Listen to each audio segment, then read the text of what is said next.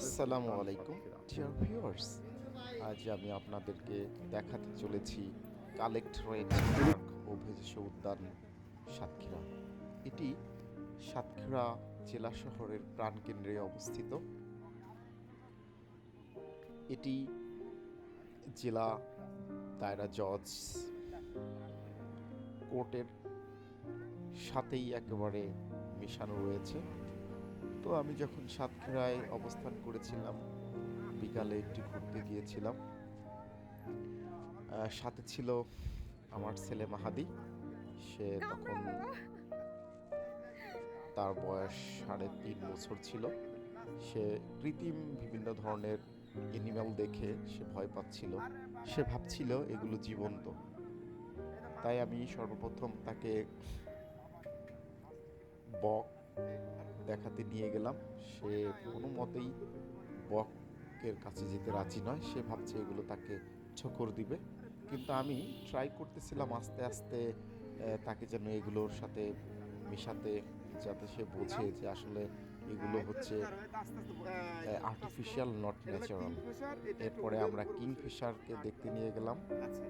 সেখানে তাকে দেখালাম। সে আস্তে আস্তে তার ভয় কেটে যাচ্ছিল। আমি তাকে বাঘের কাছে নিয়ে গেছিলাম। বাঘ দেখেও সে ভয় পাচ্ছিল। কোনো অবস্থাতেই সেগুলো সে টাচ করতে নারাজ। অথচ অন্যদিকে ছোট্ট একটি মেয়েকে দেখতে পাচ্ছি, সে বাঘের উপরে বসে আছে, তার বাবার সাথে ছবি তুলছে। কি সানন্দে!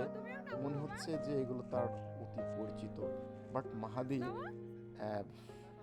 সে কোনো অবস্থাতেই চাচ্ছে না সে এগুলোকে তার হাতের স্পর্শ লাগাক। আমি যতই তাকে স্বাভাবিক করার চেষ্টা করছি, কোনো অবস্থাতেই কাজ হচ্ছে না। সে এগুলোকে মনে করতেছে ন্যাচারাল, হয়তো এগুলো তাকে আক্রমণ করতে পারে। তারপরে আমি বাঘ দেখানোর পরে আমি তাকে অনেকভাবে ট্রাই করতে চেয়েলাম। আমি আমার অঙ্গ প্রত্যঙ্গ, হাত, মাথা দিয়ে তার দাঁতের কাছেও দিচ্ছিলাম। তারপরেও সে স্বাভাবিক হচ্ছিল না। তো এটি স্বাভাবিক, বাচ্চারা প্রথম অবস্থায় এগুলো দেখে তো ভয় পাবেই। এর পরবর্তীতে আমি তাকে বাঘের কাছ থেকে অন্য কোনো জায়গায় নিয়ে যাওয়ার জন্য ট্রান করলাম। আমরা পার্কে দেখতে পেলাম এটি নিলিবিলি একটি পার্ক। এখানে ঢুকতে কোনো চার্জ দিতে হয় না, কোনো টাকা নেই। একজন বসে তার পরীক্ষার প্রস্তুতি নিচ্ছে মনে হচ্ছে। পাশে আমার দৃষ্টি কাড়লো একটি দারচিনি গাছ। সেখানে দারচিনি গাছ দেখতে পেলাম। সেখানে কোনো তথ্যগুলো আমি পড়লাম মাহাদিকে কোলে করে। ঠিক তারপর আমি আবার অন্য কোনো কিছু দেখাতে সামনের দিকে গেলাম। এখানে দেখতে পেলাম হরিণ। সে প্রথমে ভয় পাচ্ছিল, তাকে টেনে টেনে নিয়ে আস্তে আস্তে স্বাভাবিক করার চেষ্টা করছিলাম। সে কোনো অবস্থাতেই একা এর পাশে দাঁড়াতে চায় না। সেভাবে হরিণগুলো হয়তোবা জীবন্ত।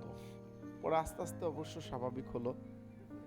অবশ্য এখন বাহাদি যে কোনো ধরনের প্রাণী দেখলে অতটা ভয় পায় না, কারণ সে কিছুটা বয়স বেড়েছে। এখনো যদিও তার 4 বছর হয়নি, তারপরে এখন সে বুঝতে শিখতেছে আস্তে আস্তে যে এগুলো আসলে আর্টিফিশিয়াল, নট ন্যাচারাল। এরপরে আমরা কিছু সময় সেখানে একটু বসলাম। এর পাশে আমার খুবই ভালো লাগলো যে এখানে সচেতনতামূলক বা সতর্কমূলক বিভিন্ন সাইন রেখে দিয়েছে, যে এরকম অবস্থা থাকলে সামনে স্কুল, দর্শনার্থীরা যাতে বুঝতে পারে। এরপরে তাকে ছোট বেলায় আমরা কতই এই ধরনের শস্যরি খেলা খেলতে পছন্দ করতাম। কমেন্টসে জানাবেন আপনার এলাকায় এই শস্যরি খেলাকে কি বলে। সে প্রথমে চড়তেই চাচ্ছিল না। তারপরে সে যখন একবার তাকে উঠালাম, এরপরে সে বারবার রিকোয়েস্ট করছিল যে আমাকে আবারও চড়াও। এভাবে করে তাকে 3বার চড়ানো হলো। সে খুব